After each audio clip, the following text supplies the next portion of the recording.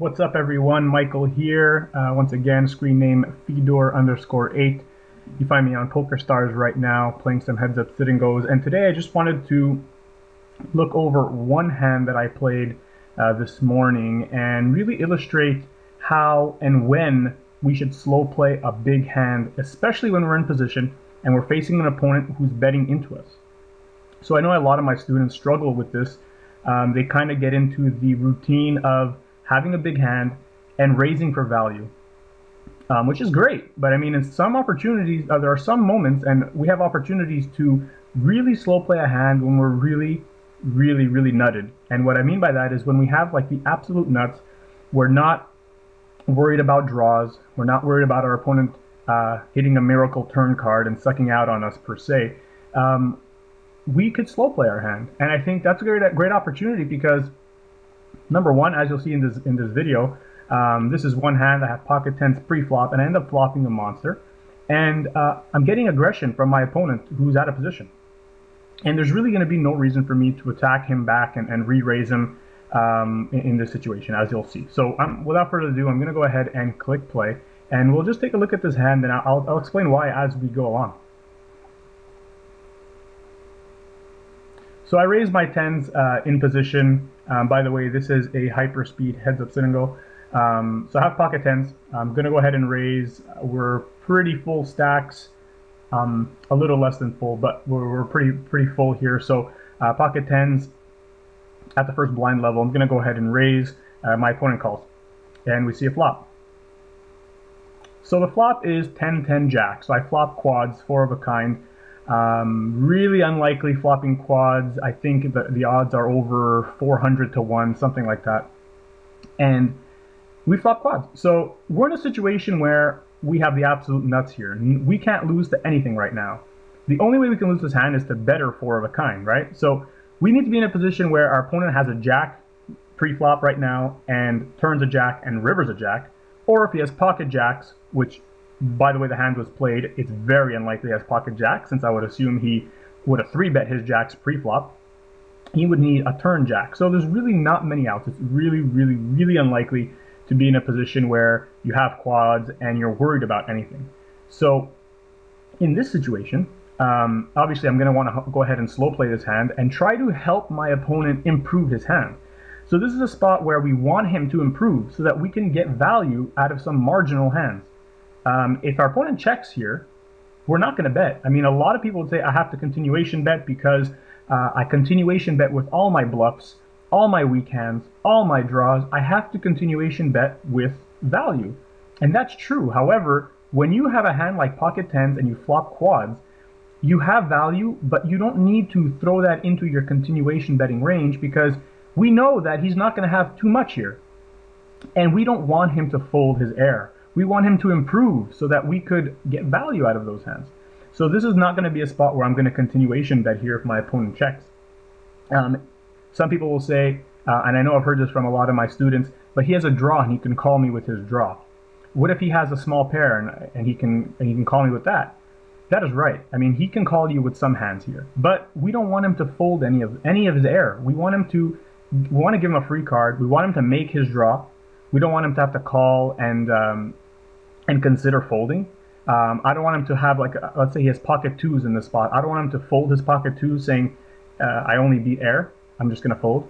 I want him to call. I want him to turn a two. I want him to make a full house. I want him to, if he has a hand like 8-9, I want him to make it straight so that we can get it all in and we can have likely, very likely, the best hand. And that's really what we want to do here. So we want to slow play and we don't want to raise our opponent out of his hand or bet this hand until we give him an opportunity to make a hand. Now, obviously, we don't want to check this down to the river 100%. We don't want to go check on the flop, check on the turn, and then bet 40 on the river. We want to still try to build this pot a little bit, but as you'll see in how this hand plays out, we could really slow play, and it's really a good spot. So our opponent goes ahead and bets into us here. Now, we can try to put him on a certain range. Obviously, he can be doing this with a pair of jacks. He can be doing this with a draw. And he can be doing this with some other marginal value hands maybe some king high, some king queen, some draws. So that being said, we're just going to smooth call here because we do understand that although he could have value here, a lot of people would lead out with some value here. A lot of the stronger hands would probably opt for a check raise. And the fact that he's leading out, he can also be doing this with complete air as a bluff, right? He can be saying, okay, it's unlikely my opponent flopped anything on 10-10 jack. Let me try to bluff here.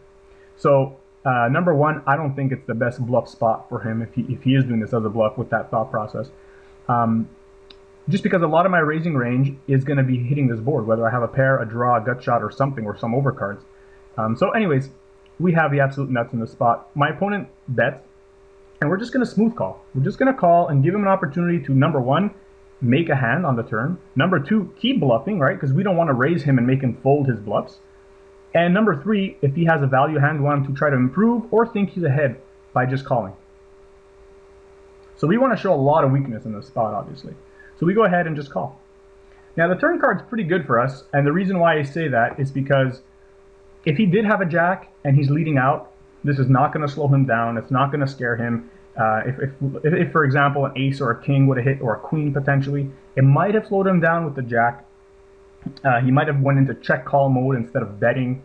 So I'm just going to flat call here, because if he is bluffing, I want to give him an opportunity to hang himself. I want him to bluff his stack away. I want him to think I'm weak and I have a draw maybe. And when the river misses and doesn't complete the draws, I want him to follow up with that bluff and say, okay, hopefully he missed and he's going to fold now. He might also think I have like a hand like ace high and he's trying to get me to fold. But most importantly, again, I have the absolute nuts. We're in a position where we're not going to lose this hand very often. So just smooth call and give him the opportunity to be the aggressor.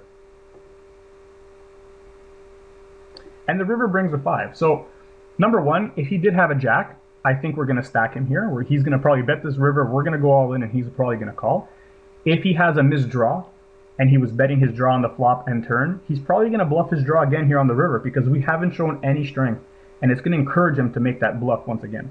And hopefully if he picked up a 3 or a 5, or if he had a pair, like a pair of 8s, he might check and call a bet here, because like I said, we haven't shown any strength. He might think we missed the draw, and he might have some showdown value, and he might just check and hope we bluff and try to hero call us here on the river. So obviously, because we're in position, we're in the ability to do that. If we were out of position, this hand would have been a little more difficult to play. Now, obviously, we have quads, so it's never a difficult hand to play per se. But when you're in position, as you can see, you have such an edge because you're second to act, and you can really, really take advantage of your position and your advantage by playing hands like this.